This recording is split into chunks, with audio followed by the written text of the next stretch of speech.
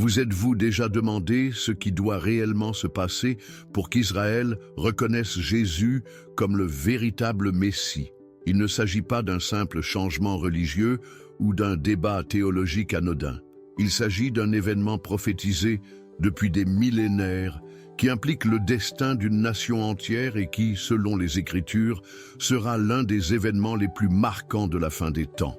Si les prophéties bibliques, les révélations liées à l'Apocalypse et le rôle central d'Israël dans le calendrier prophétique de Dieu vous intéressent, restez avec moi jusqu'à la fin. Ce que vous allez découvrir pourrait vous surprendre beaucoup. Israël, la terre appelée, élue, dispersée et rassemblée, a été le théâtre des plus grandes manifestations divines de l'histoire humaine. Impossible d'ignorer que tout a commencé là et que tout s'y terminera. À travers les âges, le peuple juif a attendu avec impatience l'arrivée du Messie promis, le libérateur, loin, le roi, issu de David. Mais lorsqu'il est venu, il n'est pas venu comme il l'espérait. Il n'était pas un guerrier à cheval, mais un simple charpentier sur un âne. Et pour cela, il a été rejeté. Jean 1, 11 rapporte un fait remarquable. Il est venu chez les siens, et les siens ne l'ont pas reçu. Ce refus douloureux et prophétique marqua le début d'une longue période d'aveuglement spirituel en Israël, un aveuglement qui persiste encore aujourd'hui. Mais cela durera-t-il éternellement? La Bible le dit. Et, plus impressionnant encore, le tournant est de plus en plus proche. Le mystère entourant ce rejet est sur le point d'être dévoilé, et lorsqu'il le sera, son impact sera mondial. Beaucoup se demandent pourquoi Israël, fort de son héritage biblique, n'a pas encore reconnu Yeshua comme le Messie. Comment est-il possible que ceux qui ont reçu les promesses, qui ont observé les commandements, qui ont préservé la Torah, attendent encore celui qui est déjà venu? Dieu les a-t-il abandonnés? Le plan a-t-il été annulé? Non. L'apôtre Paul répond clairement dans Romains 11, 25, « Une partie d'Israël est tombée dans l'aveuglement jusqu'à ce que la totalité des païens soit entrée. » Autrement dit, il y a un temps pour chaque chose, et ce temps touche à sa fin. Ce qui est sur le point de se produire en Israël n'est pas seulement un changement spirituel, c'est l'accomplissement d'une promesse ancienne. Zacharie 12, 10 contient l'une des déclarations les plus émouvantes de toute la prophétie biblique. « Je répandrai sur la maison de David et sur les habitants de Jérusalem un esprit de grâce et de supplication. Ils tourneront les regards vers moi, celui qu'ils ont percé, et ils pleureront sur lui comme on pleure sur un fils unique. » Imaginez ce moment, un peuple tout entier regardant Jésus avec un regard renouvelé, reconnaissant qu'il était dès le commencement le Messie tant attendu. Le repentir sera si profond, si sincère, qu'il ressemblera aux pleurs d'une nation entière pour un fils perdu. Mais pourquoi cela n'est-il pas encore arrivé? Que manque-t-il? Et plus encore, quels signes indiquent que ce moment approche? C'est là que les prophéties de la fin des temps se mêlent à l'actualité. Nous voyons, sous nos yeux, Israël prospérer en tant que nation, entouré d'ennemis, en proie à des conflits constants, mais aussi à l'émergence de mystérieuses alliances. Les tensions au Moyen-Orient, les accords politiques concernant Jérusalem, les appels à la paix mêlés de menaces aux guerres, tout cela crée le scénario idéal pour que la prophétie s'accomplisse. Vous vous demandez peut-être, qu'en est-il de l'Église? Quelle est sa place dans tout cela? La réponse est profonde et essentielle. De nombreux érudits considèrent l'enlèvement comme le tournant. Lorsque l'Église sera retirée de la terre, l'attention prophétique se portera entièrement sur Israël. Ce peuple sera confronté à des décisions cruciales, entouré de tromperies, de persécutions et de chaos. Et dans ce désespoir, la vérité sera révélée. Jésus, celui qui a été rejeté, sera reconnu. Et cela changera tout. Le plus fascinant, c'est que ce moment ne sera pas silencieux. Il ne sera pas symbolique. Il sera concret, visible et marquant. Jésus ne viendra pas en secret. Il descendra dans la gloire, et ses pieds toucheront le mont des Oliviers, le lieu même d'où il est monté au ciel. Acte 1, 11. Et lorsqu'il y posera le pied, la terre entière saura qui il est. Israël le saura. Le monde le saura. Le Un temps du doute sera révolu, mais d'ici là, il y a beaucoup à comprendre, et il faut se préparer à la suite. Cette révélation est plus proche que beaucoup ne l'imaginent. Les signes s'alignent, les pièces du puzzle se mettent en place, et le décor est planté. Israël reconnaîtra Jésus, c'est certain. La seule question qui demeure est quand cela se produira-t-il et qu'est-ce qui déclenchera exactement ce moment historique? Et c'est exactement de cela dont nous allons parler maintenant. Et peut-être dois-je maintenant vous poser une question importante. Tout cela vous semble-t-il logique? Ressentez-vous une émotion intérieure en entendant ces vérités? Si, à un moment donné pendant l'écoute, vous avez senti votre cœur se serrer, votre esprit s'ouvrir ou un souvenir surgir, partagez-le ici dans les commentaires. Dites-moi ce qui vous a le plus touché jusqu'à présent, ou même ce que vous pensez de ce moment prophétique impliquant Israël et Jésus. Votre expérience pourrait être similaire à celle d'autres personnes ici, en quête de réponse, de compréhension, ou simplement de quelqu'un avec qui partager leurs réflexions. Cet espace que nous créons ici va bien au-delà d'une simple vidéo. C'est une communauté de personnes qui aspirent aux vérités des Écritures, qui ne veulent pas vivre en pilotage automatique, mais qui désirent comprendre ce que Dieu fait dans les coulisses de l'histoire. Et c'est grâce à votre participation que tout cela se réalise. En commentant, en aimant ou en vous abonnant à la chaîne, vous ne soutenez pas seulement cette œuvre, vous contribuez à ce que ce message touche davantage de cœurs, de vies, de personnes qui n'ont peut-être jamais entendu parler du plan de Dieu pour Israël ou du retour imminent de Jésus. Alors, si vous pensez que ce message doit continuer à résonner, cliquez sur « J'aime ». Cela montre à YouTube que ce contenu est précieux. Et si vous souhaitez nous rejoindre et recevoir davantage d'études, de réflexions et de révélations sur les derniers jours, abonnez-vous à la chaîne dès maintenant. C'est gratuit, mais son impact est énorme.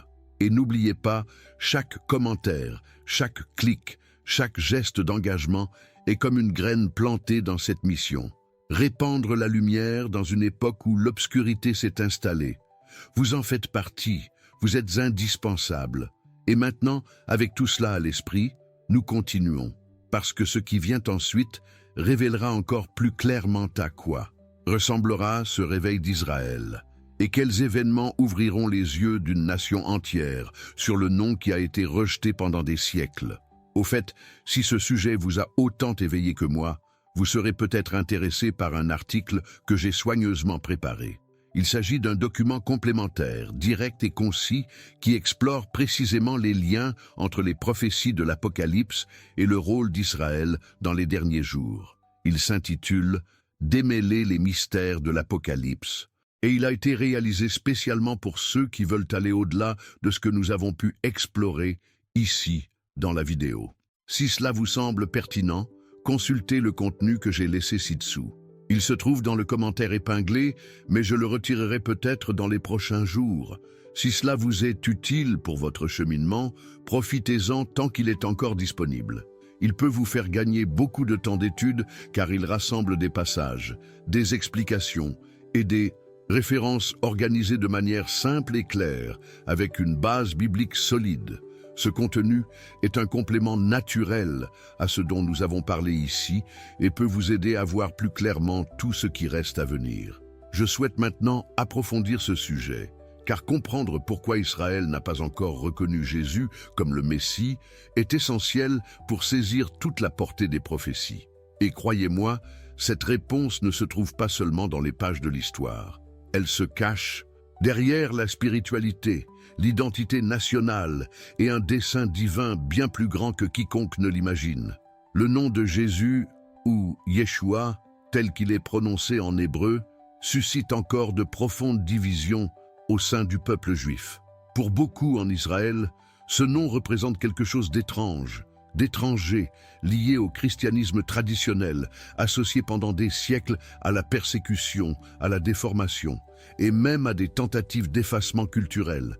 Une blessure collective s'est creusée au fil du temps, alimentée par des incompréhensions, des griefs historiques et surtout par une compréhension incomplète de la mission du Messie.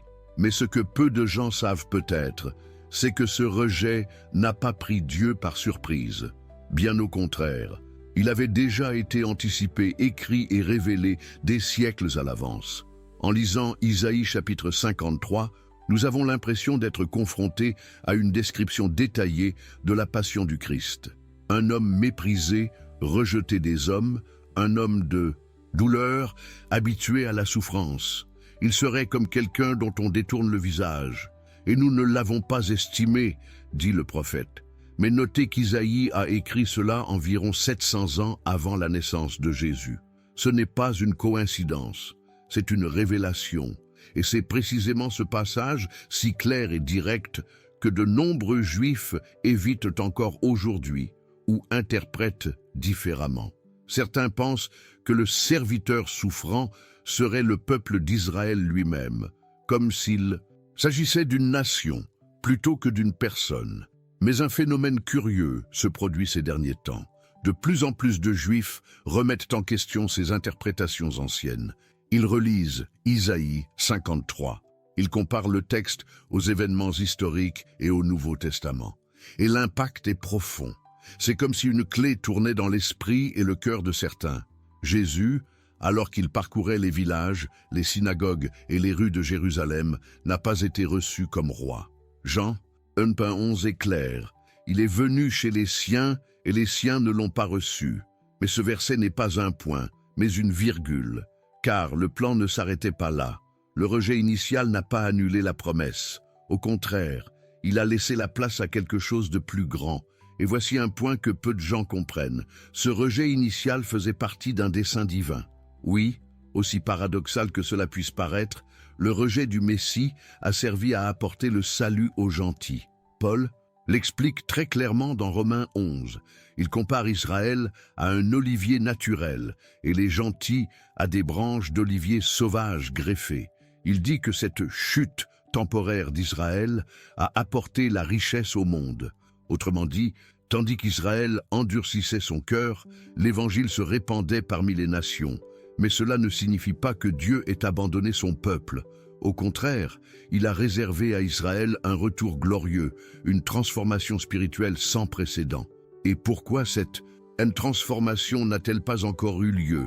Parce qu'il y a un voile, comme le mentionne également Paul, une sorte de voile spirituel qui empêche de nombreux Juifs de voir que Yeshua est l'accomplissement exact des promesses messianiques. Mais ce voile ne restera pas là éternellement. Lorsque le temps des gentils sera révolu, il sera levé. Et à ce moment-là, Israël verra clairement ce qui lui semblait auparavant absurde. Il est fascinant de constater à quel point tout cela est lié à des mentalités profondément ancrées, à des décisions collectives et à des vérités cachées qui se révèlent progressivement. L'histoire du peuple juif n'est pas seulement une succession d'événements religieux, c'est un cheminement marqué par l'alliance, la discipline et la rédemption. Le Messie rejeté reviendra, et ce qui semble aujourd'hui impossible deviendra une réalité vivante aux yeux du monde. On oublie souvent que les premiers disciples de Jésus étaient juifs. Les apôtres, les disciples, les témoins de la résurrection, tous étaient enfants d'Israël. Ils voyaient en Jésus non pas un traître à la foi juive, mais son accomplissement. Ils reconnaissaient dans les paroles du Maître l'essence de la Torah, la révélation du Dieu d'Abraham. Ce n'est que plus tard, au fil du temps, que la foi en Jésus est devenue majoritairement païenne, s'éloignant de ses racines hébraïques. Et cela a créé un fossé, une séparation, une sorte de rupture que beaucoup tentent aujourd'hui de restaurer. Il y a en Israël une génération qui s'interroge. Elle étudie, compare les prophéties et analyse les évangiles avec un œil plus attentif. Et ce mouvement silencieux, presque imperceptible pour les étrangers, est déjà porteur de changement. Ce sont des juifs messianiques, des rabbins curieux, des jeunes en quête de réponse, des gens qui redécouvrent Yeshua non pas comme un ennemi de la tradition, mais comme son centre.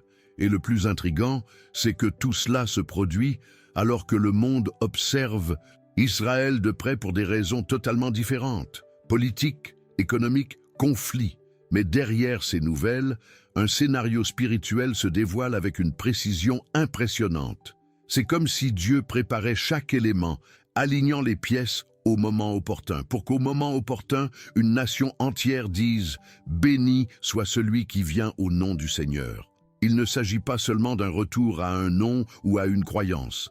C'est la redécouverte d'une véritable identité.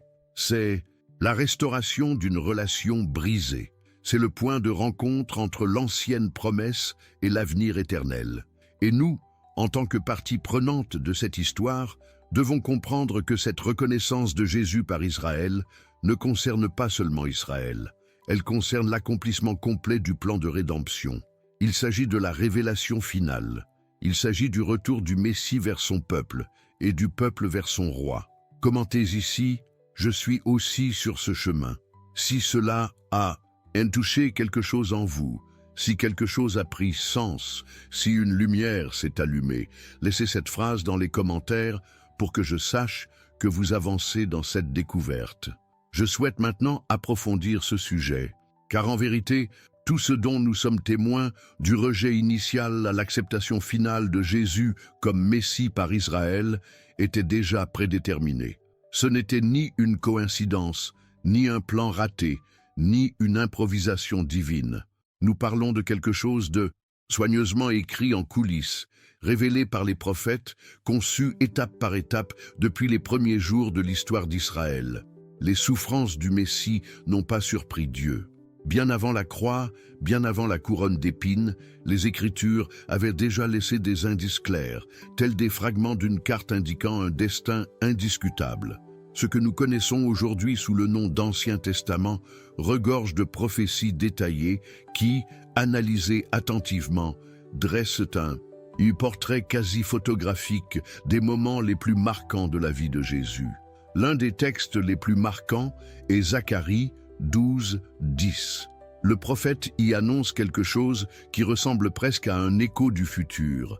« Je répandrai sur la maison de David et sur les habitants de Jérusalem un esprit de grâce et de supplication, et ils tourneront les regards vers moi, celui qu'ils ont percé, et ils pleureront sur lui comme on pleure sur un fils unique. » Cette déclaration est frappante à plusieurs titres. Premièrement, parce qu'elle témoigne d'un profond repentir, d'une reconnaissance tardive mais sincère. Deuxièmement, parce qu'elle identifie clairement celui qui a été transpercé. Cela nous amène directement à la crucifixion. Impossible d'ignorer le lien entre cette prophétie et ce que les évangiles décrivent au calvaire. Considérez ceci. Zacharie a écrit ces paroles environ 500 ans avant la naissance de Jésus. Il n'y avait ni croix, ni récit de la passion, ni nom.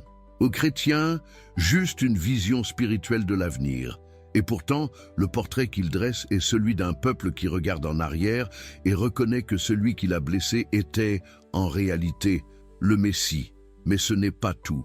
Le psaume 22, écrit par David des siècles avant que la crucifixion ne devienne une méthode d'exécution utilisée par Rome, décrit avec une précision saisissante ce que Jésus allait endurer. Le psalmiste dit « Ils ont percé mes mains et mes pieds, et aussi, ils se partagent mes vêtements et tirent au sort ma tunique. » Cela correspond parfaitement au récit des évangiles. Leur exactitude est presque déconcertante. Et voici qu'intervient un phénomène puissant. La transformation de l'état d'esprit qui se produit lorsqu'on lit ces textes les yeux et le cœur ouverts. De nombreux Juifs, en découvrant ces chapitres, en particulier Isaïe 53, font état d'un sentiment de choc, comme s'ils avaient découvert une vérité cachée au grand jour. C'est comme si le voile décrit par Paul commençait à se déchirer, non pas brusquement, mais silencieusement, de l'intérieur. Isaïe 53 est peut-être le chapitre le plus cité concernant la prophétie du Messie souffrant. Le prophète commence par une question presque provocatrice. Qui a cru à ce que nous annonçons? Et à qui le bras du Seigneur a-t-il été révélé? Il parle de quelqu'un qui a grandi comme une jeune pousse, sans apparence pour attirer le regard, rejeté, méprisé, un homme de douleur. Et puis, vient la phrase qui change tout. Mais il était blessé pour nos péchés, brisé pour nos iniquités. Ce passage évoque non seulement la souffrance physique du Messie, mais aussi sa raison spirituelle. Il a souffert pour nous. Il a pris ce qui était à nous. Il a pris la place qui aurait dû être la nôtre. L'impact de cette compréhension est transformateur. Il modifie notre perception de la justice et de l'amour de Dieu, ainsi que du plan même de la rédemption. La révélation que les souffrances du Messie n'étaient pas un échec, mais un but, redéfinit complètement notre vision du sacrifice, du pardon et de la restauration. Et cette révélation n'est pas exclusive aux gentils. Elle a été écrite, avant tout, pour Israël. C'est comme si Dieu avait laissé des messages tout au long de l'histoire, tissés dans les moindres détails, attendant le moment opportun pour être lus correctement. Et ce moment approche. Nous assistons à un réveil silencieux mais réel. Une nouvelle génération lit les Écritures avec un regard neuf. Elle revient à l'hébreu original, confronte les traditions au texte pur et y retrouve, entre les lignes du Tanakh, le même Jésus que les disciples ont proclamé. Il y a là quelque chose de profondément symbolique. La vérité rejetée est réexaminée. Ce qui avait été mis de côté reprend du poids, et ce qui avait été ignoré reprend sens. Tout cela révèle que la parole n'a jamais été obsolète, jamais dépassée. Elle attendait simplement le moment propice pour être redécouverte. Telle une lettre écrite par un père aimant, soigneusement gardée, jusqu'à ce que l'enfant soit prêt à la comprendre véritablement. C'est pourquoi étudier la prophétie n'est pas seulement un exercice théologique, c'est un voyage de découverte personnelle. En observant Zacharie, Isaïe, David et tant d'autres, nous comprenons que Dieu ne connaît pas seulement la fin dès le début. Il a planifié chaque étape, chaque détail, chaque douleur, chaque silence. Tout cela avec un but. Tout cela avec une destinée. Restaurer, guérir, sauver. Et au centre de tout cela se trouve Israël, le peuple élu, l'olivier originel, la nation qui a porté promesses et responsabilités au fil des siècles. Cette même nation qui, un jour, regardera le Messie avec un regard clair et sans filtre et dira « Il était tout ce que nous espérions. Il l'est ». Cette révélation sera collective, mais aussi profondément personnelle. Elle touchera les cœurs, brisera les résistances et remettra en question une tradition. Elle exigera des décisions, une révision des croyances et du courage spirituel. Mais le résultat sera la vie, la vraie vie. La vie éternelle, car en reconnaissant le Messie, Israël renoue aussi avec le cœur de Dieu. Écrivez dans les commentaires, cela me semble logique. Si cette partie du message vous a interpellé, cela vous aide à comprendre qu'il y a davantage de personnes engagées dans cette recherche, ce processus, cette évolution de la compréhension. Et maintenant que nous avons vu que tout a été écrit dès le début, avec tant de détails et d'intentions, je souhaite maintenant approfondir ce sujet, car comprendre le rôle d'Israël à la fin des temps ne se limite pas à l'observation de faits historiques ou religieux. Il s'agit de saisir l'engrenage central de tout le plan prophétique. Face au monde actuel, avec ses conflits, ses tensions géopolitiques, ses crises morales et ses effondrements spirituels, tout semble tourner au chaos. Pourtant, un point fixe, une encre silencieuse, maintient toujours la chronologie prophétique. Israël, la terre, le peuple, la promesse. Rien sur la scène internationale n'est plus symbolique, plus contesté ou plus étroitement surveillé que cette petite bande de terre au Moyen-Orient. Et ce n'est pas un hasard. Israël n'est pas seulement un territoire marqué par les guerres et les conflits religieux. C'est l'horloge prophétique de Dieu. C'est comme si l'aiguille centrale du temps y était fixée, marquant chaque phase de l'histoire, indiquant la conclusion d'un récit, commencé à l'époque d'Abraham. Et le plus curieux, c'est que nombre des signes évoqués par Jésus dans Matthieu 24, famine, guerre, nation contre nation, faux prophètes, refroidissement de l'amour, sont déjà visibles tout autour de nous. Mais il a aussi dit quelque chose d'encore plus précis, apprenez la parabole du figuier. Et c'est là que beaucoup de gens passent à côté. Le figuier, tout au long des Écritures, est utilisé comme symbole d'Israël. Et lorsque Jésus mentionne qu'en voyant le figuier fleurir, nous saurons que le temps est proche, il fait référence à la restauration d'Israël en tant que nation. Et c'est ce qui s'est produit. En 1948, après près de 2 millénaires de dispersion, Israël a officiellement retrouvé sa forme originelle. Une nation dispersée parmi les peuples a été réunie, exactement comme le prophète Ézéchiel l'a décrit au chapitre 37, dans la vision de la vallée des ossements desséchés. D'abord, les ossements se rassemblent, puis ils prennent chair, puis respirent la vie. Ézéchiel assistait à la renaissance d'un peuple que beaucoup croyaient disparu. Cette renaissance n'est pas seulement politique, elle est spirituelle, car la restauration d'Israël en tant que nation était une condition préalable à l'accomplissement de plusieurs prophéties eschatologiques. Sans Israël sur la carte, nombre des événements finaux n'auraient pas eu lieu. Mais maintenant, avec le figuier en fleurs, le décor est implanté, le compte à rebours est lancé. Chaque décision prise à Jérusalem, chaque mouvement autour du mont du Temple, chaque alliance conclue ou rompue avec les nations environnantes porte un poids spirituel invisible au monde, mais évident pour ceux qui connaissent les Écritures.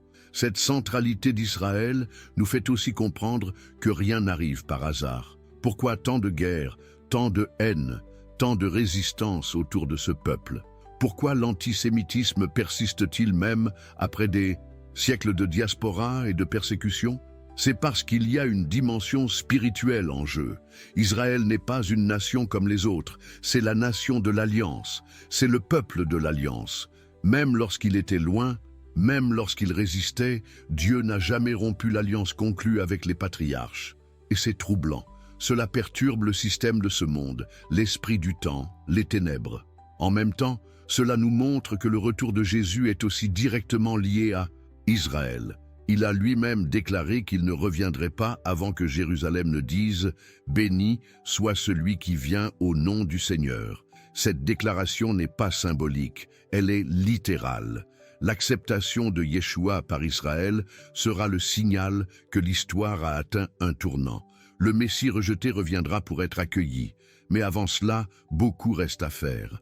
Et tout cela est déjà en marche, petit à petit. Il y a une vérité cachée qui doit être révélée ici. L'horloge prophétique ne se meut pas selon le calendrier mondial, mais selon le cycle d'Israël.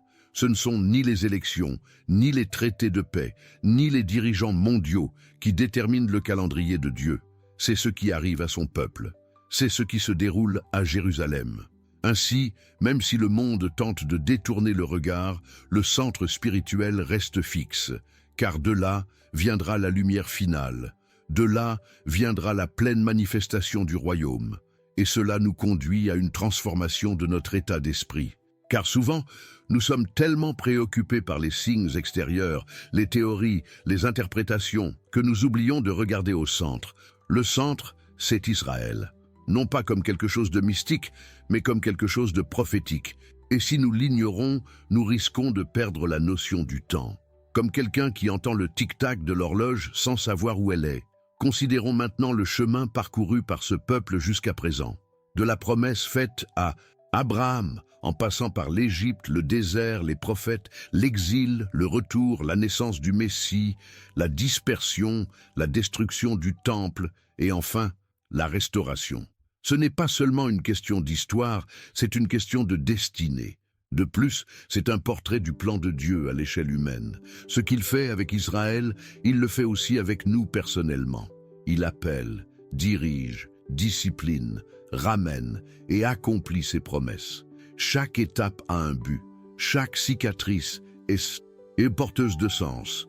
Ainsi, observer Israël aujourd'hui, c'est comme regarder un film dont les derniers chapitres n'ont pas encore été révélés. Nous savons qu'il y a un dénouement, nous savons que le protagoniste reviendra, nous savons que la révélation finale sera bouleversante. Mais en attendant, nous devons rester vigilants. Nous devons comprendre les courants spirituels sous-jacents, car ce qui semble être une simple question géopolitique ou un conflit territorial s'inscrit en réalité dans un récit bien plus vaste, celui de la rédemption. Tout cela nous invite également à prendre des décisions, non seulement intellectuelles, mais spirituelles. Car si l'heure tourne, si les signes s'alignent, si le figuier fleurit, alors le temps de la préparation est arrivé. le temps de chercher la compréhension, d'ajuster notre cœur, d'aligner notre vision. Nous ne pouvons plus vivre distraits, comme si les événements étaient aléatoires. Tout a un sens, tout a un impact, tout pointe vers quelque chose de plus grand. Et plus nous comprenons le rôle central d'Israël, plus nous réalisons combien Dieu est fidèle à sa parole. Il a promis, il a accompli, il continue d'accomplir, et il achèvera l'œuvre. Cela ne dépend ni de l'acceptation humaine, ni de la politique internationale. Cela ne dépend que de lui, et il a déjà annoncé la fin dès le début. Il a déjà écrit la dernière page. Nous ne vivons que les dernières lignes avant la conclusion. Commentez ici, Israël est l'horloge de Dieu. Si cela vous a interpellé, si quelque chose a fait écho en vous, si quelque chose en vous a touché à ce message, écrivez cette phrase dans les commentaires. Et maintenant que nous comprenons pourquoi tout tourne autour d'Israël et pourquoi chaque détail compte tant, peut-être souhaitez-vous franchir une nouvelle étape dans ce voyage et approfondir tout cela avec plus de clarté. Si cela a du sens pour vous, jetez un œil au matériel que j'ai laissé ci-dessous. Son nom est « Démêler les mystères de ». L'Apocalypse, c'est quelque chose que j'ai préparé avec beaucoup de soin, en réunissant des explications directes, des liens prophétiques et des références pratiques qui complètent parfaitement ce dont nous discutons ici. Ce contenu peut être retiré hors ligne à tout moment. S'il vous est utile, profitez-en tant qu'il est encore disponible. Il peut vous faire gagner un temps précieux dans vos recherches et vous ouvrir de nouvelles perspectives pour comprendre la parole. C'est dans le commentaire, épinglé, mais je pourrais le retirer dans les prochains jours, surtout si cette étude complémentaire atteint la limite d'accès initialement fixée. Alors, si vous souhaitez approfondir cette série de révélations et de prophéties, réservez votre accès dès maintenant. Car nous allons maintenant approfondir encore davantage ce scénario qui est sur le point de se dérouler sous nos yeux. Je souhaite maintenant approfondir ce sujet, car lorsque nous comprenons qu'Israël est l'horloge de Dieu, la question inévitable qui suit est « Qu'est-ce qui marque le début du dernier tour de cette aiguille prophétique ?» Il existe un moment précis qui déclenche tous les événements finaux décrits dans les Écritures. Ce moment est l'enlèvement de l'Église. La Bible parle clairement de cet événement. Paul écrit aux Thessaloniciens que, en un clin d'œil à la dernière trompette, ceux qui sont vivants et ceux qui sont morts en Christ seront rassemblés avec le Seigneur sur les nuées. C'est une scène mêlant mystère et urgence. Un événement soudain et inattendu qui interrompt la routine du monde comme une coupure brutale dans le cours du temps. Et bien que beaucoup se demandent s'il s'agit d'une doctrine littérale, symbolique ou simplement religieuse, la vérité est que l'Écriture annonce un moment réel, concret et irréversible, celui où la présence de l'Église disparaîtra de la terre. Cet enlèvement est plus qu'un déplacement physique, c'est une rupture spirituelle. Le retrait de ceux qui, ils portent l'Esprit de Dieu en eux, crée un vide qu'aucune structure humaine ne peut combler. Et c'est précisément dans ce vide que les roues de la tribulation commencent à tourner. C'est comme si l'absence de lumière ouvrait grand les ténèbres. La retenue est levée, le chaos s'installe et le décor est planté pour la manifestation de l'homme d'iniquité, celui qui sera plus tard reconnu comme l'Antéchrist. Imaginez maintenant l'impact que cela aura sur Israël, un peuple qui attend toujours la venue du Messie, mais qui verra des millions de chrétiens disparaître du monde entier, y compris des juifs messianiques qui reconnaissaient déjà Yeshua. Cette disparition massive sera un choc absolu, non seulement par son ampleur mondiale, mais aussi par sa signification spirituelle. Impossible de l'ignorer, impossible de l'expliquer par des théories politiques, la science ou le discours institutionnel. Ce sera comme si le ciel hurlait et que la terre se taisait. Dans ce contexte, Israël sera un perplexe. Mais en même temps, l'absence de l'Église ouvrira la voie à une ouverture spirituelle du peuple juif. La protection que l'Église exerce dans le monde, même sans le savoir, disparaîtra. Dès lors, l'attention de Dieu se portera entièrement sur Israël. L'étape finale du grand voyage prophétique commencera à se dérouler avec intensité et précision. Et c'est à ce moment précis que nous voyons le début de la tribulation, une période de 7 ans de bouleversements mondiaux, de souffrances, de tromperies, mais aussi de révélations. La première moitié de cette période sera marquée par une paix et une reconstruction apparente. Une alliance sera conclue avec quelqu'un qui se présente comme un artisan de paix, un conciliateur, un défenseur de la liberté et de la justice. Israël aura confiance, il signera, il croira avoir enfin trouvé un dirigeant qui comprend sa douleur et lui promet la stabilité. Mais derrière cet accord se cache la plus grande tromperie que le peuple ait jamais connue. L'enlèvement n'est donc pas un événement isolé, c'est le déclencheur. Il déclenche toute la séquence prophétique menant à la révélation finale du Messie à Israël. Sans l'Église, Israël devra faire face au poids de décisions cruciales. Et c'est là que l'histoire commence à s'accélérer. Les mentalités de beaucoup changeront. Le malaise spirituel s'intensifiera. Et même au milieu de la douleur, Dieu continuera d'agir, d'appeler et de révéler. Il est important de comprendre que ce moment ne surprendra pas ceux qui prêtent attention aux signes. Jésus lui-même a dit que, comme au temps de Noé, les gens mangeraient, boiraient, se marieraient, bâtiraient, jusqu'au déluge. Autrement dit, la vie semblera normale, jusqu'à ce qu'elle ne le soit plus. Et ceux qui auront les yeux spirituels ouverts comprendront que le temps est venu. Ils comprendront que la séparation entre le visible et l'éternel est scellée. Durant cette période, de nombreux masques tomberont. Beaucoup de ce qui semble aujourd'hui solide, stable et fiable s'effondrera sous nos yeux. Les structures que le monde a bâties trembleront. La logique du système s'effondrera. Et c'est précisément dans cet effondrement qu'Israël sera poussé à ses limites. Le peuple élu devra faire face à des décisions de vie ou de mort. Il devra revisiter les promesses. Il se tournera vers les Écritures à nouveau. Et dans cette confrontation avec la vérité, quelque chose commencera à germer dans le cœur de la nation. Le soupçon que, peut-être, celui qu'ils ont rejeté était en réalité le véritable Messie. Ce retour à la réalité sera dévastateur et transformateur. Car l'enlèvement n'annonce pas seulement la tribulation, il marque aussi le début de la confrontation spirituelle la plus profonde à laquelle Israël sera confronté depuis l'exil. Une confrontation entre la tradition et la révélation, entre l'image du Messie attendu et la personne de Jésus qui sera à nouveau examinée avec sérieux, urgence et ardeur. Car dans ce nouveau scénario, chaque indice comptera, chaque prophétie sera revisitée. Chaque verset, chaque promesse, chaque ombre laissée par les anciens prophètes, tout commencera à se mettre en place. Et cette quête, animée à la fois par le désespoir et l'espoir, ouvrira la voie à quelque chose d'encore plus puissant. Car même dans le paysage sombre de la tribulation, la lumière sera là. Le salut continuera d'être accessible.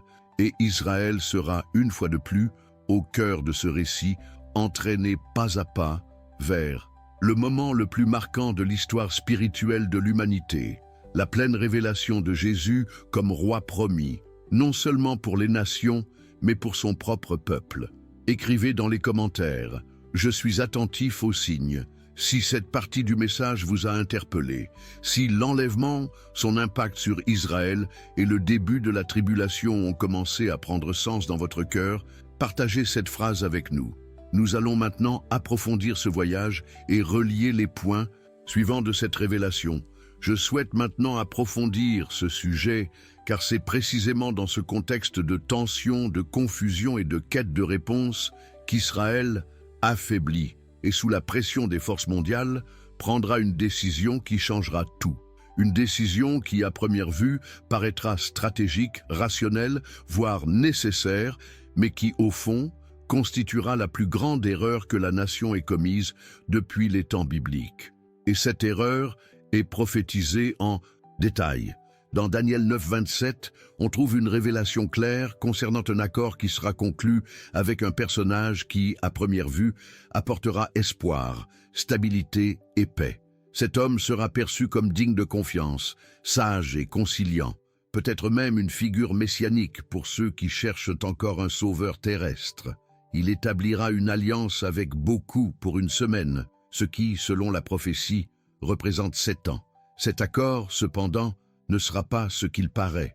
Ce sera un déguisement, un contrat illusoire. La vérité cachée derrière cette alliance est qu'elle sera orchestrée par l'Antéchrist lui-même, un dirigeant mondial qui surgira du chaos, proposant des solutions aux conflits qui ont consumé la planète après l'enlèvement. Il se présentera comme le pacificateur par excellence, celui qui apportera enfin un cessez-le-feu à l'éternelle impasse du Moyen-Orient, garantissant la sécurité et la reconnaissance d'Israël. Jérusalem sera au cœur d'accords diplomatiques, de promesses de reconstruction, et peut-être même de l'autorisation de restaurer le temple.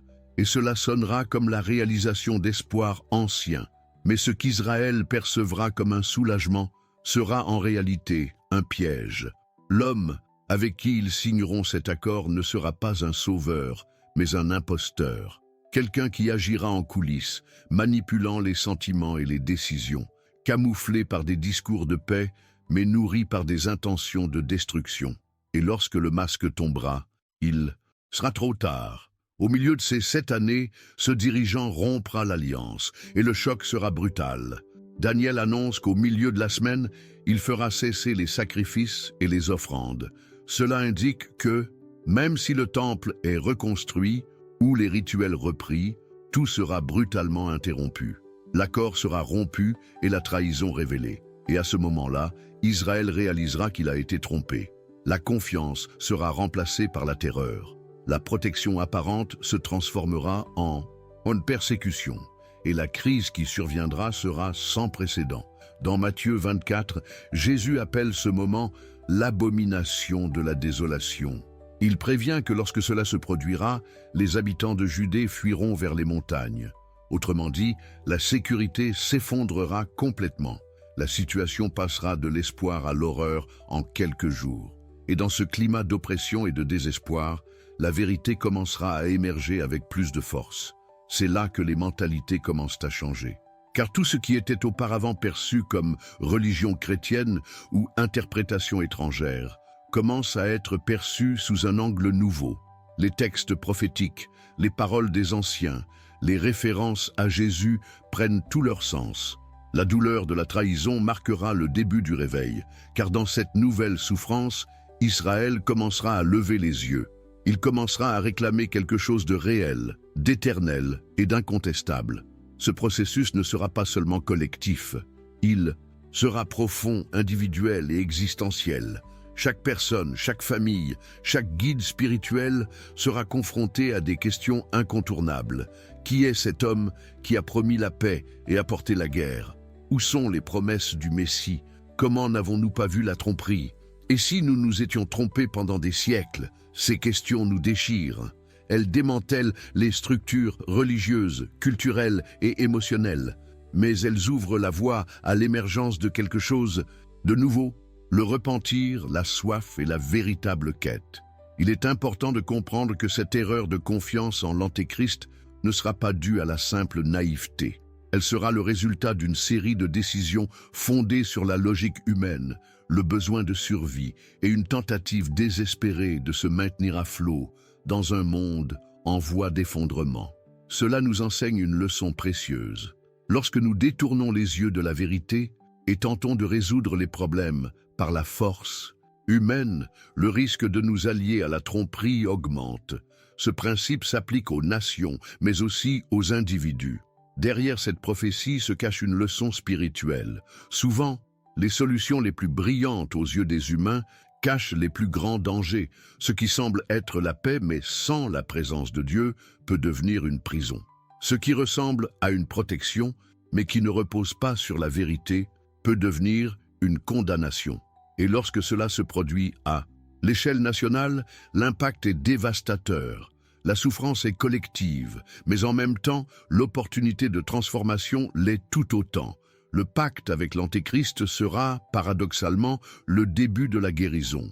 Car, au plus bas, Israël devra affronter son histoire, sa foi, ses décisions et surtout sa relation avec le Messie rejeté. Et cette confrontation est nécessaire. Elle fait partie du plan. Non pas que Dieu se complaît dans la souffrance, mais parce qu'il sait que certaines vérités n'éclosent qu'après la douleur. Certaines révélations n'apparaissent que lorsque tout le reste s'effondre. Le cheminement d'Israël, durant cette période, sera marqué par la perte, la persécution et la révélation. Il y aura de la douleur, certes, mais il y aura un but, car le Messie qu'ils cherchaient en un homme se retrouvera dans les Écritures, dans les souvenirs, dans les paroles de prophètes qui semblaient oubliées. Tout ce qui a été semé refait surface, et ce qui semblait perdu sera restauré, mais pas encore. Écrivez dans les commentaires « Je ne veux pas être trompé ». Si cette section a touché quelque chose de profond en vous, n'hésitez pas à la partager avec nous. Si cette réflexion sur les alliances mal avisées, les choix irréfléchis et la quête irréfléchie de la paix a éveillé une nouvelle conscience en vous, nous allons maintenant continuer à démêler comment ce cycle de tromperie devient le point de départ du plus grand éveil spirituel de l'histoire. Je souhaite maintenant approfondir ce sujet, car après la rupture du pacte et la chute du masque, Israël se retrouvera face à un scénario qui marquera le tournant le plus critique de son histoire moderne. Il ne s'agit pas seulement d'une crise politique ou d'une menace militaire. Il s'agit d'une persécution si intense, si coordonnée, si cruelle, qu'elle touchera non seulement le corps de la nation, mais aussi l'âme du peuple. C'est à ce moment-là, et seulement à ce moment-là, que quelque chose d'extraordinaire surgira, un véritable cri de colère, un cri venu des profondeurs de la douleur, laissant enfin place à la révélation si longtemps cachée. Rompre le pacte avec l'Antéchrist ne sera pas un simple revers diplomatique. Ce sera le déclencheur d'une offensive violente. Celui qui a promis la paix se retournera furieusement contre Israël, et cette fureur sera alimentée par la haine spirituelle. L'objectif ne sera pas simplement de conquérir un territoire, mais d'effacer l'identité, de briser la résistance et d'effacer toute trace de la promesse divine faite à ce peuple. Jésus avait déjà prévenu de cette période, prédisant une période de tribulation telle qu'il n'y en a jamais eu depuis le commencement du monde. Et si le Messie lui-même dit une telle chose, c'est que nous sommes confrontés à une réalité sans précédent. Israël sera encerclé, littéralement et spirituellement. Les issues de secours sembleront bloquées. Les alliances humaines s'effondreront une à une. Le peuple, qui a toujours survécu, même lorsque tout le monde pariait sur sa disparition, sera désormais impitoyablement acculé. Et dans ce siège, beaucoup se demanderont, où est Dieu? Où est celui qui a promis de ne jamais abandonner son peuple? Ce sera un sentiment d'abandon, mais ce sera le déclencheur de la transformation. Car c'est dans la vallée la plus sombre que se manifeste la lumière la plus pure. C'est au moment où tout semble perdu que le cœur humain finit par fléchir. Et c'est exactement ce qui se produira. Israël, face à son plus grand ennemi, brisé et impuissant, commencera à crier. Ce ne sera ni un cri politique, ni une demande de justice. Ce sera un cri nu, désespéré et sincère, un appel à l'aide, une supplication pour une intervention divine. Et le plus impressionnant, c'est que ce cri était déjà prévu. Les prophètes ont annoncé ce moment. Zacharie 13 mentionne que les 2/3 du peuple seront retranchés, mais qu'un tiers sera purifié par le feu, et ce reste criera. Isaïe décrit ce même processus comme un moment où Dieu cachera sa face un instant, mais avec une miséricorde éternelle, il s'adoucira. Tout indique le même scénario, la douleur menant à la repentance, l'effondrement produisant la transformation. Ce cri qui s'élèvera des profondeurs d'Israël sera celui qui déchirera les cieux. Il sera plus fort que toute stratégie militaire, plus vrai que toute déclaration politique. Ce sera la voix d'une nation se tournant vers son Créateur, non pas parce qu'elle a tout compris rationnellement, mais parce qu'elle a atteint ses limites. Et ce genre de soumission a un poids particulier aux yeux de Dieu. À ce stade du cheminement, l'état d'esprit des gens aura changé. Ceux qui disaient autrefois « il ne peut pas être le Messie » diront désormais « et s'il l'avait toujours été », le rejet cède la place au doute et le doute commence à céder la place à la foi. Les Écritures, jusque-là ignorées ou réinterprétées, commencent à prendre sens d'une manière totalement nouvelle. Ésaïe 53 est relu, non pas avec résistance, mais avec larmes. Les évangiles sont réexaminés non pas comme une hérésie, mais comme un témoignage. Et ce nom, si longtemps évité, commence à être murmuré au milieu des gémissements de la repentance. Yeshua. C'est dans ce contexte que la révélation commence, non pas comme un spectacle public immédiat, mais comme une lumière intérieure qui commence à s'allumer dans les cœurs un à un.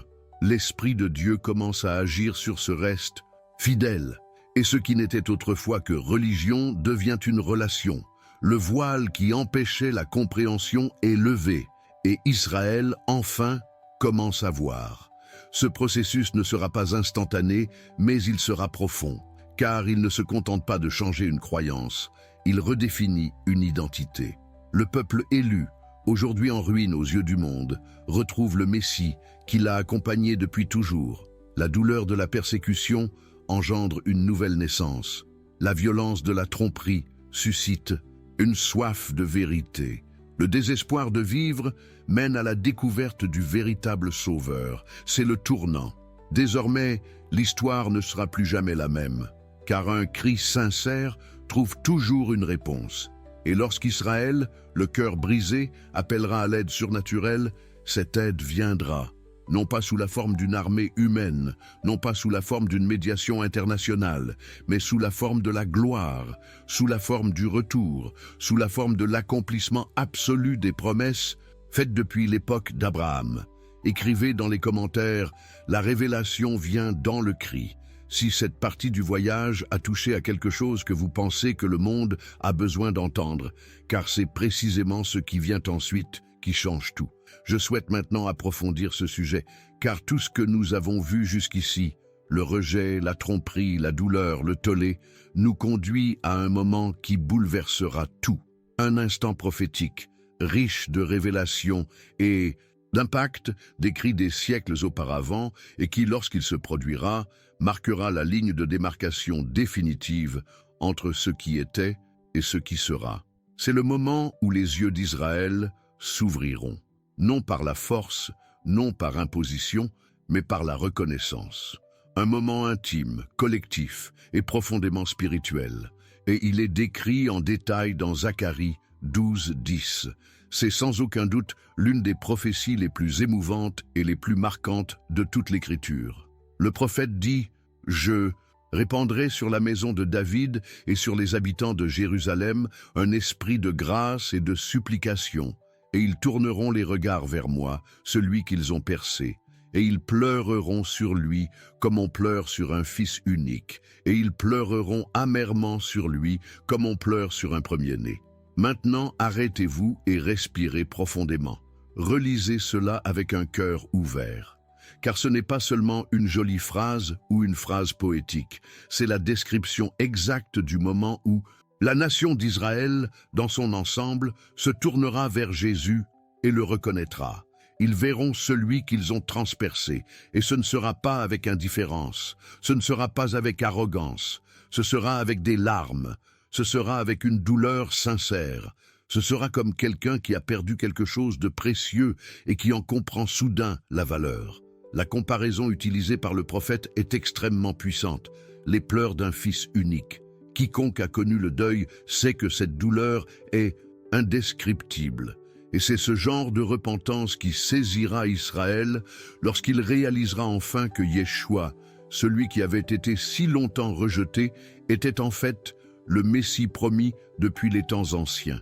Ce ne sera pas une repentance religieuse. Ce sera une repentance de l'âme, un authentique brisement, né non d'une obligation, mais d'une révélation. La même nation qui s'écria « Crucifie-le » pleurera maintenant au pied de la croix, non pas sur la croix du passé, mais sur le Christ vivant, ressuscité et glorifié. La vision de Jésus comme Messie ne sera plus une théorie, elle sera une réalité vivante devant les yeux spirituels, une fois pour toutes ouverts. Et cela ne sera possible que parce que Dieu lui-même a annoncé qu'il répandrait l'esprit de grâce et de supplication. Cela montre que la repentance d'Israël ne viendra pas d'un effort humain, ni d'une persuasion extérieure. Elle viendra comme un don céleste, un acte de miséricorde qui envahira le cœur de tout un peuple d'un seul coup. C'est Dieu qui dit « Maintenant vous êtes prêts, Maintenant vos yeux peuvent voir. Et cette effusion de grâce sera si puissante qu'elle transformera complètement l'identité nationale d'Israël. C'est ici que le cycle s'achève. Ce qui a commencé par le rejet devient réconciliation. Ce qui était marqué par le déni devient acceptation. La pierre que les bâtisseurs ont finalement rejetée est reconnue comme la pierre angulaire. Le Messie, ignoré, est désormais exalté. Et tout cela est produit avec une telle profondeur, une telle intensité, qu'il marque un nouveau chapitre non seulement de l'histoire d'Israël, mais aussi de l'histoire de l'humanité. Ce moment ne sera pas seulement une étape spirituelle. Il aura des implications pratiques, politiques et prophétiques. L'alliance du peuple avec le vrai Messie marquera l'accomplissement des promesses finales. Restauration complète, justice véritable et paix durable. Mais tout commence à cet instant. Le regard du repentir, la reconnaissance, l'acceptation et les larmes qui purifient, guérissent et transforment. Or, si nous y réfléchissons bien, cette prophétie ne concerne pas seulement Israël. Elle parle d'un principe divin qui s'applique à nous tous. Combien de fois avons-nous rejeté la vérité? Combien de fois nous sommes-nous détournés par orgueil, par peur ou par confusion? Et lorsque nous voyons enfin, non pas avec nos yeux naturels, mais avec ceux de notre cœur, la révélation nous frappe comme un choc d'amour. C'est ainsi que Dieu agit. Il permet au vide de nous pousser à crier et au cri de nous conduire à la rencontre de la vérité, une vérité qui a toujours été là, attendant que nous soyons prêts. Zacharie 12:10 n'est pas une prophétie isolée. C'est un tournant, c'est le point de convergence de tout ce que les prophètes ont prédit. C'est l'accomplissement de la promesse faite à Abraham, la confirmation de la parole donnée à David, la réponse au cri des psaumes. C'est le moment où le Messie rejeté devient le roi reconnu, non par un groupe, mais par une nation. Une transformation nationale aux répercussions éternelles. Et ce ne sera pas discret, ce sera visible. Les nations le remarqueront. Ce sera le genre de mouvement que le monde entier remarquera. Car lorsqu'Israël regardera celui qui l'a transpercé et le reconnaîtra comme le sien, la terre entière ressentira l'impact de cette réconciliation. Ce sera comme le bruit d'un tonnerre spirituel résonnant parmi les peuples. Un effet est que le temps ne pourra effacer. Commentez ici. Ils verront et reconnaîtront si cette partie de la vidéo a éveillé quelque chose en vous. Si cette révélation prophétique a pris un sens nouveau et vivant, écrivez cette phrase dans les commentaires pour que je sache que vous la suivez avec un cœur attentif. Car maintenant, les yeux ouverts, le voyage continue. Je souhaite maintenant approfondir ce sujet. Car après le moment de reconnaissance et de repentance décrit par Zacharie, la prophétie ne s'arrête pas, elle progresse. Et ce qui suit n'est pas seulement symbolique, c'est réel, visible et d'une puissance indescriptible. La scène change du tout au tout. Le Messie, si longtemps ignoré, est désormais au centre de toutes les attentions. Mais cette fois, il ne vient pas comme le serviteur souffrant, ni comme l'agneau silencieux conduit à l'abattoir. Il revient comme roi, avec gloire, avec autorité, avec justice, et il ne vient pas seul. Apocalypse 19 décrit ce retour avec une richesse de détails impressionnante. Jean dit qu'il vit le ciel ouvert, et voici parut un cheval blanc. Celui qui le montait s'appelle fidèle et véritable. Il juge et combat avec justice. Ses yeux sont comme des flammes de feu, et sur sa tête sont plusieurs diadèmes. Son nom est la parole de Dieu. Et les armées du ciel le suivaient. C'est une image qui brise toute attente religieuse ou stéréotype humaniste de Jésus. Il n'est plus le Nazaréen en sandales. Il est le roi des rois et le Seigneur des seigneurs. Ce retour ne se fait pas en silence. Il est une réponse directe au cri d'Israël, à la repentance sincère qui jaillit du cœur brisé de la nation. Le Messie n'ignore pas le cri de son peuple. Il descend. Et le lieu où cela se produit est le même que celui d'où il est monté, le mont des Oliviers. Ceci est clairement rapporté dans Zacharie 14. Le prophète dit « En ce jour-là, ses pieds se poseront sur le mont des Oliviers, qui fait face à Jérusalem, à l'Orient. » L'impact de cet instant est si grand que la colline se divise en deux. C'est comme si la terre, la création, la matière, tout réagissait à la présence du Créateur qui y pose à nouveau les pieds. Maintenant, réfléchissez à ceci. Jésus, physiquement, littéralement, pose à nouveau le pied sur le sol de Jérusalem, ce même sol où il a été condamné, où il a été moqué, où il a pleuré. Seulement maintenant, il revient comme juge, comme roi et comme réponse finale. Ciel et terre s'alignent en cet instant. Ce qui était autrefois vu par la foi sera désormais visible de nos propres yeux. Israël, qui a pleuré en le reconnaissant, s'incline maintenant, non par contrainte mais par révérence, car l'amour et la majesté du Christ seront si évidents, si indéniables, que la seule réponse possible sera l'adoration. C'est ici que le voyage devient une destination. La révélation de Jésus comme Messie ne sera plus un processus intérieur, limité à des interprétations. Ce sera la vérité absolue, personnifiée, devant une nation entière. Ceux qui ont survécu à la tribulation, le reste purifié par le feu de la persécution, verront de leurs propres yeux l'accomplissement complet des promesses. Le trône de David ne sera plus une attente, mais une réalité. Jérusalem ne sera plus seulement une ville disputée, mais le centre du gouvernement du prince de la paix. Et ce qui rend tout cela encore plus frappant, c'est le contraste avec sa première venue. Autrefois, il était venu humblement. Maintenant, il vient avec puissance. Auparavant, il était venu pour être jugé. Maintenant, il revient pour juger. Auparavant, il portait une croix. Maintenant, il brandit une épée tranchante qui sort de sa bouche, symbole de la parole vivante qui confronte, brise et établit. Plus rien ne sera comme avant. Le monde entier le verra, et chacun saura qu'il est celui qu'il a toujours prétendu être. Cette scène représente également le renversement de tout ce que l'Antéchrist a tenté d'édifier. Le faux système qui dominait le monde, l'alliance trahie, la persécution, la tromperie, tout sera exposé, démantelé et anéanti par la présence glorieuse du vrai roi. La bête, le faux prophète, les armées du mal, aucun d'eux ne résistera. Apocalypse 19 se termine par une victoire incontestée. La justice sera rétablie. Le gouvernement du ciel sera établi sur terre. Et Israël sera de la partie, non plus en spectateur, mais en protagoniste. La nation qui a si longtemps porté la promesse connaît désormais son accomplissement. Ceux qui étaient dispersés sont désormais rassemblés. Ceux qui ont rejeté sont désormais intronisés. Ceux qui pleuraient sont désormais en fête, car le Messie est à eux. Il ne les a jamais abandonnés. Il a toujours attendu le moment propice, celui de la reconnaissance, de l'humilité, du retour. La beauté de cette révélation réside dans le fait qu'elle n'est pas seulement grandiose, elle est aussi personnelle, car ce Jésus glorifié qui descend de la montagne n'est pas lointain.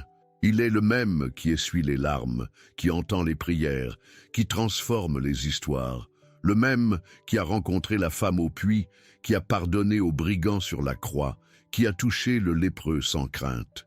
Ce roi glorieux est aussi l'ami fidèle. Et lorsqu'il se révèle, tout change. Et ce changement ne concerne pas seulement Israël, il impacte les nations. Car lorsque le vrai roi se manifeste, le monde entier s'incline. La vérité, jusque-là ignorée, devient la seule réalité possible. Et à ce moment-là, le doute n'est plus permis. Le temps de grâce atteint son apogée. Le plan de la rédemption est scellé de gloire. Et le Messie règne non par imposition, mais de droit éternel. Écrivez dans les commentaires, le roi est de retour. Si cette révélation vous a touché, si l'image de Jésus descendant en gloire sur le mont des Oliviers a parlé à votre esprit, laissez cette phrase ci-dessous.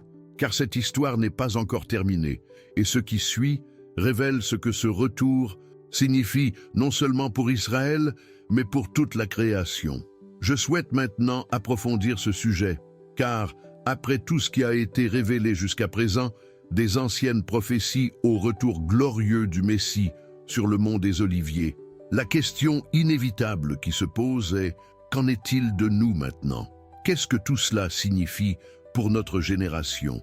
Quelle est notre place dans ce plan déjà en marche? Et la réponse, aussi simple qu'elle puisse paraître, est aussi chargée et d'urgence. Elle signifie que le temps presse et que la décision la plus importante de notre vie ne peut plus être reportée. Il est facile de considérer tout cela comme quelque chose de lointain, réservé au peuple d'Israël ou restreint à l'univers des prophéties. Mais la vérité est que cette histoire ne se déroule pas seulement à l'extérieur, dans les nations ou dans les Écritures. Elle se déroule ici, au plus profond de nous-mêmes, dans chaque esprit et chaque cœur qui entend ce message. Car chaque prophétie n'est pas seulement une annonce concernant l'avenir, c'est une invitation à prendre position maintenant. Le plan de Dieu est en marche, mais votre réponse en est un élément fondamental. Et ignorer cela, c'est choisir de marcher les yeux fermés tandis que le temps passe. L'horloge prophétique n'est pas un ornement spirituel. Elle tourne, et les signes sont partout. Guerre, crise, polarisation, effondrements moraux, avancées technologiques effrénées, et une humanité plus connectée et en même temps plus vide que jamais. Le figuier a déjà fleuri. Israël est de retour sur la carte. L'Évangile a atteint les 4 coins du monde. Le décor est planté. Et maintenant, il ne vous reste plus qu'à prendre votre décision. Car lorsque tout cela se produira, l'enlèvement, la tribulation, le règne de l'Antéchrist, le cri d'Israël, le retour du roi, il n'y aura plus de temps pour les choix conscients. Les décisions seront scellées. Et la question ne sera plus « qu'est-ce que je crois ?» mais plutôt « à qui avais-je confiance avant que tout cela ne commence ?» Ce n'est pas une théorie, c'est une réalité future prédite à l'avance. Et il n'y a qu'une seule façon d'être du bon côté lorsque le rideau prophétique se fermera. Reconnaître Jésus maintenant comme le véritable Messie. La révélation de Yeshua au peuple juif à la fin des temps est une image de ce qui peut et doit nous arriver aujourd'hui. Car avant que les yeux d'Israël ne s'ouvrent en masse, les shifters nôtres peuvent déjà s'ouvrir par la foi. Nul besoin d'attendre le désespoir, la persécution ou une crise mondiale pour découvrir la vérité. La lumière est déjà allumée, la voix résonne déjà, sa présence est déjà accessible. Et cela exige quelque chose de bien plus profond que la religiosité ou la tradition. Cela exige un abandon né de la compréhension que rien n'a de sens en dehors de la source de vie. Lorsque nous comprenons que Jésus n'est pas seulement un personnage d'une histoire ou un symbole de foi, mais le pont entre le ciel et la terre, entre qui nous sommes et ce que nous sommes censés être, tout change. Notre vision du monde change, notre façon de traiter les autres change, notre façon d'affronter la douleur, la peur, l'avenir, tout subit une transformation que seule une rencontre avec le véritable Messie peut opérer. Et cette transformation commence par une décision, non pas superficielle, prise sur un coup de tête ou sous la pression émotionnelle, mais un choix conscient et ferme, ancré dans la vérité révélée. Une décision d'aligner sa vie sur le plan éternel, de ne pas suivre les voies confuses de la culture, de la politique ou des idéologies superficielles, mais de suivre celui qui a déjà vaincu la mort et qui a promis de revenir, non plus comme serviteur mais comme roi. Et peut-être vous demandez-vous, mais comment faire? La réponse est simple, mais difficile. Commencez par reconnaître que vous avez besoin du salut, que vous n'avez pas assez de force en vous pour vaincre le péché, affronter la douleur ou garantir un lendemain. Vous regardez la croix et comprenez que c'était le prix à payer pour votre liberté. Vous croyez que Jésus a non seulement existé, mais qu'il règne et que le moment est venu de choisir d'être avec lui. C'est pourquoi ce message ne peut être considéré comme une simple curiosité. C'est un appel, une invitation, une chance. Et comme toute chance, elle a une durée limitée. Vous vivez dans une génération privilégiée. Vous entendez des vérités qui, pendant des siècles, ont été cachées au plus grand nombre. Vous accédez aux coulisses de l'éternité. Et la question qui demeure n'est pas de savoir si tout cela se produira. C'est où serez-vous quand cela se produira? Car la révélation arrive, la justice arrive, le ciel est en marche, et le Messie est sur le point de se manifester dans la gloire. Et ce jour-là, il n'y aura plus de neutralité, plus d'hésitation. Soit vous l'avez reconnu avant et vous participez à sa gloire, soit vous avez ignoré son appel et vous resterez à l'écart, trop tard. C'est le moment de se réveiller, de s'aligner, de faire des choix qui auront des répercussions au-delà du présent. Commentez ici, je suis aussi sur ce chemin, si ce message a trouvé un écho en vous, s'il avait du sens, s'il confirmait quelque chose que votre esprit avait déjà perçu. Il témoigne que vous êtes attentif, éveillé, et que vous marchez les yeux fixés sur ce qui compte vraiment, car ce qui vient ensuite marque la fin de tout, et peut-être le début de quelque chose d'éternel. Si vous êtes arrivé jusqu'ici, c'est parce que quelque chose dans ce message vous a particulièrement touché. Et s'il vous a touché, s'il a eu du sens, s'il vous a éveillé à quelque chose de plus profond, nous sommes heureux de vous avoir accompagné jusqu'au bout. Produire ce genre de contenu demande du temps, du dévouement et beaucoup de prières. Si vous souhaitez nous aider à continuer à diffuser cette parole et à toucher encore plus de personnes, vous pouvez le faire en cliquant sur le lien. Merci ci-dessous. Chaque contribution fait une différence et nous aide à garder ce message vivant et accessible. Oh, et si ce contenu vous a édifié, abonnez-vous à la chaîne. Vous serez ainsi informé de tout ce qui vous attend. Il y a encore beaucoup de révélations, d'études, de conseils et de paroles de vie à partager avec vous. Et n'hésitez pas à aimer la vidéo ici. Cela permet au contenu d'atteindre ceux qui, peut-être en ce moment, ont besoin d'entendre ce message. Dans le commentaire épinglé, j'ai également laissé le lien vers mon livre numérique « Démêler les mystères de l'Apocalypse ». Si ce sujet vous intéresse, vous y trouverez du matériel pratique et simple qui vous aidera à organiser encore plus clairement tout ce que nous avons vu ici.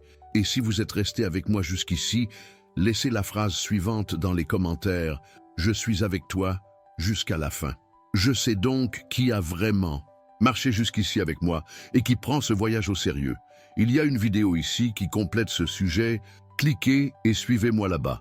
Elle aura encore plus de sens après tout ce que nous avons vécu ensemble jusqu'à présent. À bientôt. Que Dieu te bénisse.